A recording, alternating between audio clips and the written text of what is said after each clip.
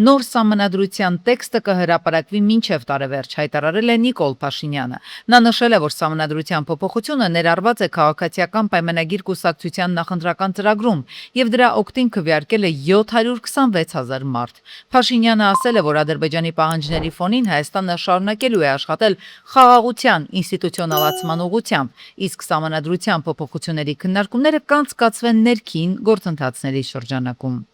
Հայաստանի եւ Ադրբեջանի միջև պետական սահմանի սահմանազատման գործընթացում դրական միտումներ են նկատվում, հայտարարել է Ջեյհուն Բայրամովը։ Ադրբեջանի արտգործնախարարի խոսքով սահմանազատման աշխատանքները շարունակվում են հատուկ ստեղծված երկկողմ հանձնաժողովի գործունեության շրջանակում եւ աշխատանքները տարվում են մշտական հիմունքներով։ Արդեն իսկ գրանցվել են առաջին դրական արդյունքները։ Մասնավորապես կողմերն ավարտել են պետական սահմանի շուրջ 13 կիլոմետրի սահմանազատումը։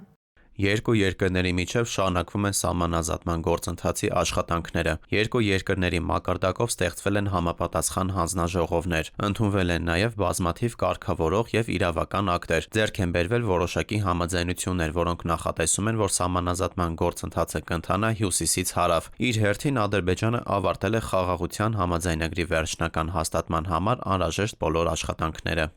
Հայաստան է հասել հերթական նվերը Եվրամիությունից մոտ 20 տոննա կշռող հեռակառավարվող ականազերծման մեքենա։ Այն կօգնի հանրապետության տարածքում վտանգավոր ճանաչված գոտիներում մարդասիրական ականազերծման աշխատանքներին։ Ականազերծող հեռակառավարվող երկու մեքենայից բացի Հայաստանը շուտով կստանա շտապօգնության երկու մեքենա անհրաժեշտ հագեցվածությամբ։ Մեքենաները կօգտագործվեն նաև Հայաստանի Հանրապետության եւ Ադրբեջանի Հանրապետության պետական սահմանի սահմանազատման գործընթացում։ Թուրքիայի տրանսպորտի նախարար Ուրալօղլուն Կարսից մինչև Նախիջևանի սահմանը ձգվող երկաթուղու նախագիծը գնահատել է որպես ներդրում Թուրքիա-Հայաստան-Ադրբեջան կապերի ամրապնդման գործում։ Նա հայտարարել է, որ Կարս-Իգդիր-Արալըք-Դիլուջու երկաթուղու կառուցման նախագիծը կնպաստի երկաթուղային հաղորդակցության ամրապնդմանը երեք երկրների միջև։ Մենք այս աշխարհաքաղաքական մեծ թատերաբեմում օբյեկտ ենք, բացարձակապես սուբյեկտ չենք։ Մեր տարածքի հետ կապված ստորագրված պայմանագրի, այսինքն նախաստորագրված այդ փաստաթուղթը, որը որ դերևս վավերացում չի անցել։ Այդ տարածքի նկատմամբ խոշոր նոմինալ սուվերենություն ունենք եւ բնականաբար մեզ չեն դիտարկում այդ խոսույթի մեջ։ Մայրաքաղաքում կառուցված ինքնական շինությունների հարցը շարունակում է մնալ օրակարգում մի շարք պատճառներով։ Նախ դրանք շատ են, մեծաթիվ են նաև այն մարդիկ, ովքեր փորձում են օրինականացնել այդ շինությունները։ Մարդկանց մի մասն էլ շարունակում են պայքարել խիստ անցանկալի այդ երևույթի դեմ։ Օրենսդիրի կողմից վերջերս ընդունված օրենքների մի շարք նախագծեր վերաբերում են հենց վերը նշված մեր համակարգացիներին։ Նոր կարգավորմամբ սահմանվում է, որ համայնքային կամ պետական սեփականություն հանդիսացող խողամասերում գտնվող որոշակի ինքնական շինություններ հնարավոր է լինելու օրինականացնել։ Այդ կառույցները սակայն պետք է համապատասխանեն որոշակի չափանիշների։ Բացի սա, կառույցի սեփականատերը օրենքով նախատեսված տարատեսակ վճարումներից զատ պետական տուրք է վճարելու 100 միլիոն դրամի չափով։ Փողոցա, որը 90-ականների սկզբից ինչ-որ մեկի կմահաճույքով, ես Երևանի մասին եմ խոսում, որոշել են այդ փողոցը դարձնեն փակուղի։ Դալիս ասում է, այս թղթերը, ձեր ցավը տանեմ, այս 100 միլիոնը, մենք պարտադիր դա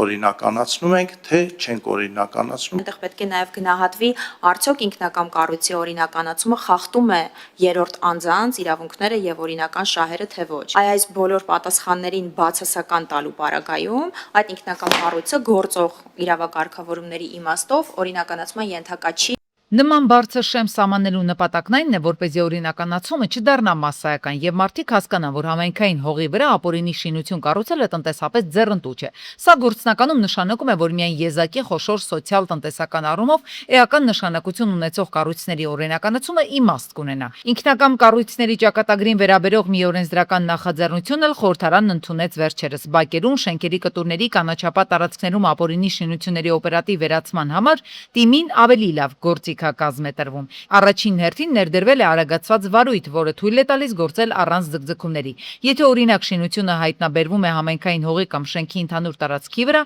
քաղաքապետարանը իրավունք ունի անմիջապես կայացնել քանդման որոշում, շրջանցելով սովորական երկարատև վարչական քննությունները։ Դատական բաների ակտերի հիման վրա, որը դատարանը կայացրել է եւ համարել է, որ ենթադրենք, խախտում է թույլ տվել ծանուցման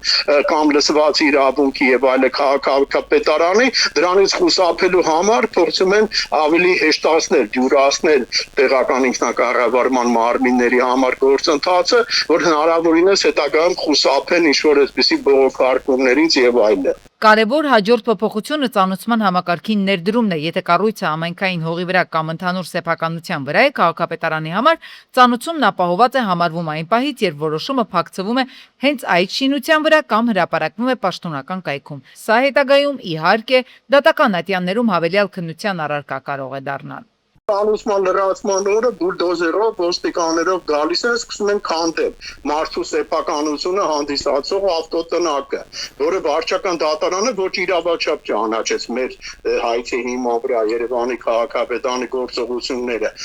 Լինում են նաև այսպիսի դեպքեր։ Ամենակարևոր փոփոխություններից մեկն էլ դատարանով կասեցման արգելափակումն է։ Նոր կարգավորումներով սահմանափակվում է դատարանների միջոցով քաղաքապետարանի քանդման որոշումները տարիներով սառեցնելու պրակտիկան։ Եթե զավթվել է հանրային կամ համայնքային տարածք, այսպիսով այս նոր օրենքով Երևանի քաղաքապետարանը ստացել է արագ արձագանքման գործիք։ 4200, 5200, 7500 տավարի մսի տարբեր հատվածների ու տեսակների գներն են, որոնք շարունակում են աճել։ Հատվածներ էլ կան, որոնց 1 կիլոգրամի արժեքը արդեն հասնում է 8500 դրամի։ Շուկայում ասում են միսը քիչ է, դրա համար էլ թանկ է։ Ստանում ենք սպանդանոցին զակազը տալիս ենք,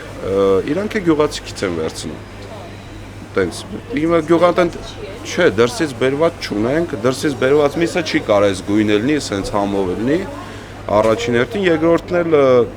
դրսից բերված միսը հաճախորդը մի անգամ կառնի, երկրորդ անգամ չի առնի։ Վաճառողների կողմից հիշատակվող փաստարկներին արձագանքում են նաև ոլորտի մասնագետները։ Նրանց գնահատմամբ տավարի մսի ինքնարժեքը այսօր զգալիորեն բարձրացել է, շուկա հասնող մսի քանակն էլ նկատելիորեն նվազել։ Արդյունքում առաջարկ պահանջարկի օրենքն է գործում, գներն աճում են։ Մասնագետների խոսքով անասնապահությամբ չզբաղվելու հիմնական պատճառներից մեկը կաթի մթերման խնդիրն է։ Նրանք նշում են, որ մթերող կազմակերպությունների առաջարկած գները հաճախ չեն արդարացնում ֆերմերների ծախսերը, ինչի հետևանքով շատ տնտեսություններ հրաժարվում են կով պահելուց կամ կրճատում են գլխաքանակը։ Ցանկացած գյուղում օրինակ եթե նույն ռայոնում էլի նկատի ունեմ, բացվում է մի հատ գործարան, գյուղացին եթե պահել է 2 հատ կով, իր տան, իր առօրյայում իր ծախսերը հոգալու համար, հիմա իրանք մտել են աշխատանքի, էլ այդ չարչարանքը չեն տենում։ Ավելի հեշտ ապրելու միջոցներ են գտել, անասնապահությունը հիմա գյուղացիներ չեն պահում, հիմնականում մեծ ֆերմատերերն են ու վсё, էտա։ Բայց այն ժամանակ որ գյուղացիք էին պահում, արդեն գյուղացին իր ապահովանասունը իմանում էր ինչ գնով վաճառի, գնային փոփոխություններ կարող էր անես, ավելի էժան վերցնես, ավելի էժան ծախես։ Դրան գումարվում է նաև անասնակերի թանկացումը։ Եթե նախկինում ֆերմերները կարողանում էին համեմատաբար մատչելի կերով ապահովել անասուններին, ապա այժմ ծախսերը զգալիորեն աճել են։ Մասնագետները մեկ այլ կարևոր հանգամանք են առանձնացնում։ Վերջին տարիներին կրճատվել են ցանքատարածությունները, այդ թվում կերային մշակաբույսերի։ Արդյունքում անասնակերի արտադրությունը նվազել է, իսկ գները բարձրացել։ Հիշատակված խնդիրներին ավելացել են նաև կենդանիների տարբեր հիվանդությունները, որոնք վերջին տարիներին ազդել են անասնագլխաքանակի վրա։ Դրանց հետևանքով կրճատվել է հատկապես մանր ու միջին տնտեսություններում պահվող անասունների քանակը։ Անասնաբուծության մեջ, եթե նկատում եք, տեսեք, ուրեմն մսի արտադրությունը ավելացել է 7.3%-ով 25-ին 24-ի նկատմամբ, ուրեմն կովերի միջին կատնատվությունը 25 թվականին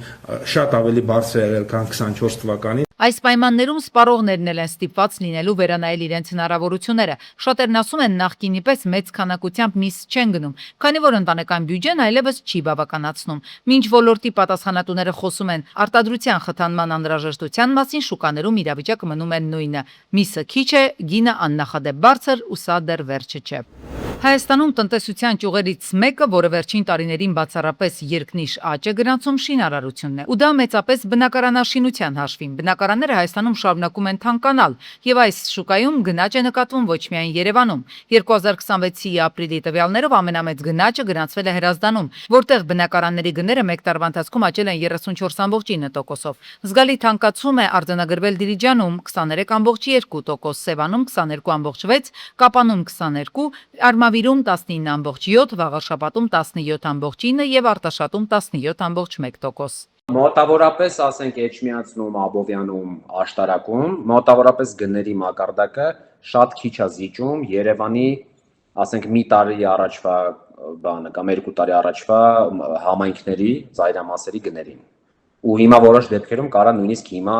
ասենք օրինակ Չարբախում նույն գինը լինի, կամ ավելի թանկ լինի Էջմիածնում, քան Չարբախում։ Այս միտումն ունի մի քանի պատճառ։ Նախ Արցախից բռնի տեղահանված բնակչության տրամադրվող հավաստագրերն են։ Անձը 4, իսկ սահմանամերձ բնակավայրերի դեպքում 5 միլիոն դրամ։ Այսինքն միջին 4 հոգանոց ընտանիքին բաժին է հասնում 16 միլիոն դրամ։ Մեծ պահանջարկի աճից էլ օգտվում են վաճառողները։ Նույնիսկ եթե խոսքն անորակ բնակարանի մասին է, չգնես դու, կգնի մեկ ուրիշը։ Դու չես առնել, մեկը կարվի, դու չէ, մեկը չառնի, ու քանի գնում, քանի բարձրանում, այտենց է, ինչքան սերտիֆիկատի հասնել, դες ասենք թե Էջմիածինում 4 միլիոներ մասիսում դիտեք ասենք, որ իմացան, որ Էջմիածինին էլ ատեն 4 միլիոն տալիս, դեղի գներ թռավ մի անգամից։ Այս պահին արցախցի ընտանիքների մեծ մասը փորձում է բնակարան ձեռք բերել Երևանից 50-ից 60 կիլոմետր շարավղով գտնվող բնակավայրերում։ Հարցը զբաղվածությունն է, աշխատանքը գտնելու շանսերը մեծ են հենց Երևանին հարակից համայնքներում կամ մայրաքաղաքի ծայրամասերում։ Գնացել ենք, որ առնենք 55,000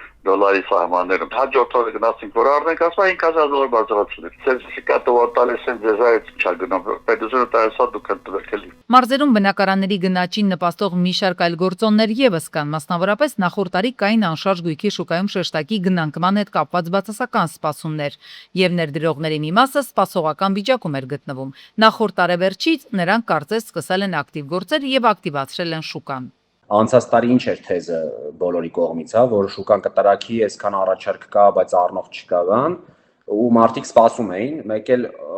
ինչ որ բաներ աշխարհակաղակական էլի տեղի ունեցան կամ քաղաքական, հա, պայմանագրի ստորագրումը կամ ընտրությունները, հիմա ոնց որ մարդկանց մոտ արդեն հանգստացան ու ավելի շատ դրական սպասումներ, հա։ Հետևաբար էլի կարճ սպառված պահանջարկ, որը հիմա գնում է կատարում։ Մյուսը աշխարհակաղակական գործոնն է, առաջինը մերձավոր արևելքում սկսված եւ դեռ չավարտված կոնֆլիկտն է, որը ստիպել է արաբական պետություններում խոշոր ներդրումներ կատարած հայաստանցիներին իրենց գումարների մի մասը տեղափոխել Հայաստան եւ ներդնել այստեղ հողի եւ այստեղ ասած երկաթ բետոնի մեջ։ Գումարած դրան վերջին շրջանում ակտիվացել են Ռուսաստանի հայերը, ովքեր գուցե որոշակի մտավախություններից ելնելով ձեռք են բերում անշարժ գույք, այդ թվում մարզերում։ Հայաստանի եւ Ռուսաստանի հարաբերությունները այս պահին շատերը այնտեղից մտածում են կապիտալը ուր բերեն։ Հիմա Դուբայում էլ խնդիր կա, չէ, արաբական էմիրություններում, ասում են լավ, այնտեղ արդեն ռիսկային է, Ռուսաստանում գումար պահելը ռիսկային է, որտեղ պետք է բերեն Երևան, Հայաստան։ Մասնագետները կանխատեսում են, որ մոտ ապագայում գույքը Հայաստանում շարունակելու է աճել, այսինքն կայուն պահանջարկն աճում է, եթե իհարկե չլինեն ֆորս մաժորներ, որոնք կփոխեն երկրում գնորդների դրական տրամադրվածությունը։ 1 միլիոնից ավելի այց կես տարվա ընթացքում 2026-ի առաջին կիսամյակում Հայաստան է այցելել 1,42,000 զբոսաշրջիկ, ինչը 14.8%-ով գերազանցում է նախորդ տարվա նույն ժամանակահատվածի ցուցանիշը եւ ռեկորդային է բոլոր տարիների հունվար-հունիս ամիսների համեմատ։ Այս տվյալներն իր սոցիալական էջում հրապարակել է էկոնոմիկայի նախարար Գևորգ Պապոյանը, ընդգծելով, որ խոսքը ոչ թե հերթական աճի, այլ պատմական առավելագույն ցուցանիշի մասին է։ Փորձագետները սակայն ընդգծում են, որ սա կառավարության մշակած քայլերի արդյունքը չէ։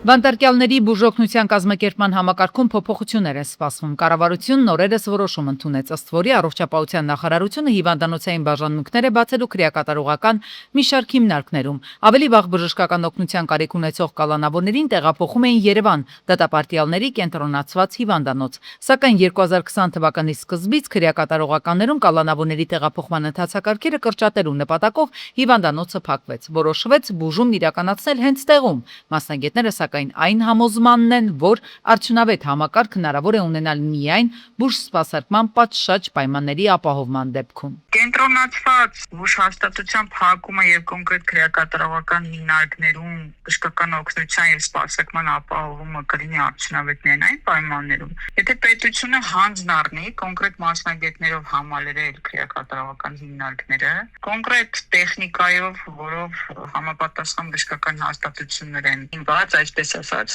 եւ համակարգված պատշաճ բժշկական օգնություն ցուցաբերվի։ Փաստաբանները նշում են, տարբեր դատական ակտերով արդեն արձանագրվել է, որ պետությունը պատշաճ չի կատարել կալանավորների առողջության պահպանման առումով ունեցած պարտականությունը։ Ես չեմ պատկերացնում, որ պետությունը ներկայիս փուլում այդ տեսակ ներդրումներ անի քրեակատարողական հիմնարկներում։ Այդ պատկերացնում եք, չէ՞ ինչ է նշանակում։ Քրեակատարողական հիմնարկում ստեղծել մինի հիվանդանոցային պայմաններ։ Ու դուք պատկերացնում եք, չէ՞ դա ինչ ռեսուրսների մասին է խոսքը։ Բուժօգնությունից բացի կարևոր է նաև կալանավորներին անհրաժեշտ հոգեբանական աջակցությունը։ Քրեակատարողական հիմնարկներում հոգեբանի աշխատանքը մասնագետները գնահատում են ոչ պակաս կարևոր, քանի որ ազատազրկման առաջին իսկ օրերից անձը բախվում է սոցիալական եւ հոգեբանական լուրջ դժվարությունների, նոր միջավայրին հարմարվելու խնդրին։ Նշանակություն ունի անձը, ասենք, թե առաջին անգամ է նման, ասենք, որոշակի պատիժ կրում, թե դա երկրորդ, երրորդ անգամներն են, այսինքն կրկնահանցագործությունների պարագայում։ Յուրաքանչյուր գործոն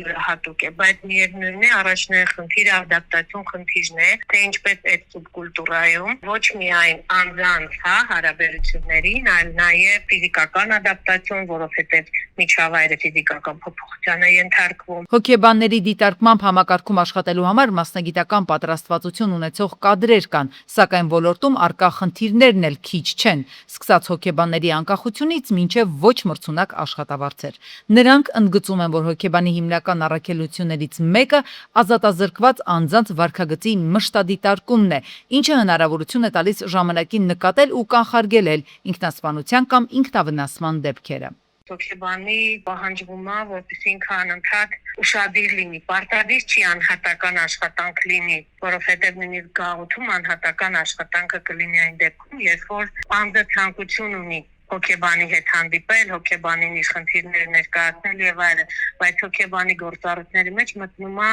ուշադիր լինել այդ հարաբերությունները։ Մասնագետները համակարծիք են, համակարգային արդյունք հնարավոր կլինի ակնկալել այն դեպքում, երբ նոր ենթակառուցվածքներին զուգահեռ իրականացվեն նաև կադրային, տեխնիկական ու կազմակերպչական համալիր փոփոխություններ։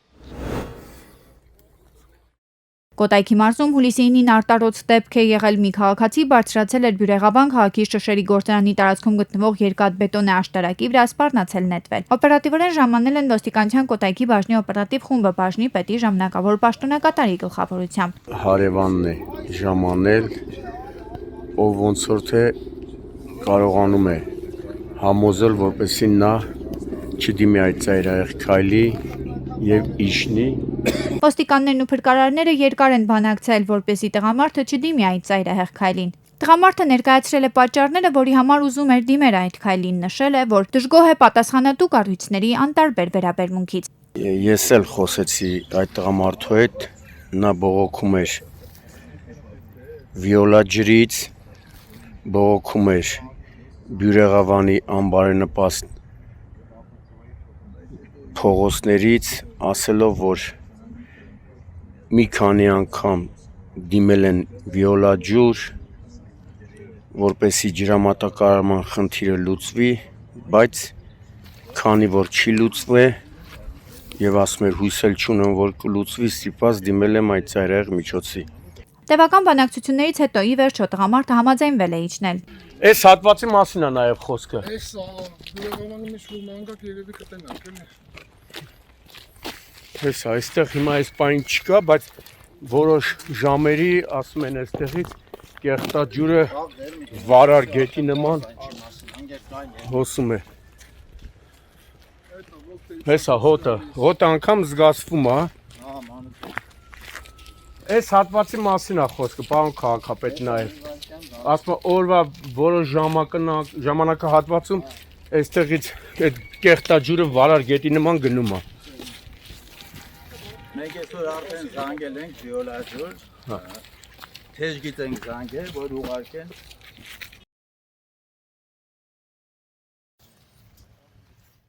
Հուլիսի 6-ին Գետապ գյուղի վարչական տարածքում բախվել են 46-ամյա Հակոբ Պաննուկյանի 62199 եւ 41-ամյա Բաբկեն Պողոսյանի Volvo բեռնատարը։ Երկու մեքենաներն էլ հայտնվել են դաշտում, իսկ բեռնատարը կողաշրջվել է։ Վազի վարորդը 15-ամյա ու 70-ամյա ուղևորները մահացել են։ Նրանց մարմինները հատուկ տեխնիկայի օգնությամբ մեքենայից դուրս են բերել փրկարարության Թալինի շրջփրկարարական ջոկատի փրկարարները։ Դեպքի վայրեն ժամանել ներքին գործերի նախարարության ոստիկանության բարեկային ծառայության Արագածոտ մարզի գումարտակի բարեկները գումարտակի հրամանատար Արտեմ Սահակյանի, գումարտակի հրամանատարի տեղակալ Մանուկ Սարգսյանի եւ օրվա պատասխանատու գումարտակի ծառայության աղա Պեսուչ Արգամ Մելքոնյան Մելքոնյանի գլխավորությամբ։ Հուլիսի 6-ին Թբիլիսյան 29 կոտրակ 11 հասցեում Mitsubishi-ին դուրս է եկել երթևեկելի գոտուց, բախվել բազալտե եզրաքարին, հետո երկաթե էլեկտրասյանը։ Մեքենայում հրդեհ է բռնկվել։ Մինչ ժամանային փրկարարության Երևանի թիվ 5-րդ հրշեջ փրկարարական ջոկատի հրշայիչները կրակի դեմ պայքարել են Վթարի հարևանությամբ գործող գազալցականի աշխատակիցներն ու քաղաքացիները։ Հետո հրշեջները մարել են այն։ Վարորդին այրվածքներով Երևանի շտապ օգնության բժիշկների հերթապահ խումբը տեղափոխել է այրվածքաբանության ազգային կենտրոն։ Դեպքի վայրեն ժամանել ներքին գործերի նախարարության ոստիկանության բարեկային ծառայության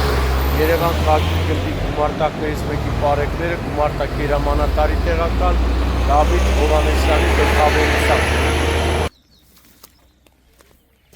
Նույն օրը Նիսսանը Հրազդան քաղաքից դեպի Մարմարիկ բնակավայր ընթանալիս դուրս է եկել երթևեկելի գոտուց ու գլխիվայր հայտնվել դաշտում։ 1 հոգի տեղափոխվել է Հրազդան բժշկական կենտրոն։ Մեքենայում 4 հոգի է եղել, բարեբախտաբար 3-ը չեն տուժել, իսկ վիրավորի կյանքին վտանգ չի սպառնում։ Դեպքի վայրեն ժամանել ներքին գործերի նախարարության ոստիկանության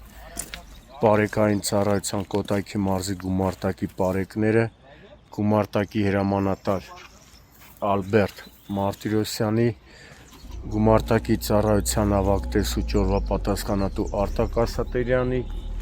եւ գումարտակի ծառայության տեսուչ Կարլեն Բաղյանի գլխավորությամբ։ Եվ Կոտայքի մարզում Կայծակի հարվածից փլուզված կամրջի վրայով երթևեկությունը շուտով կվերականգնվի։ Փոխվել են հնապատերը, բետոնե ծածկը եւ ասֆալտապատվել է։ Անկամ շաբաթ կիրակի օրերին այս մարդիկ աշխատել են։ Հետո էլ ասում են, թե շաբաթ կիրակի գնացեք հանգստի, ձեր հանգստի օրն է։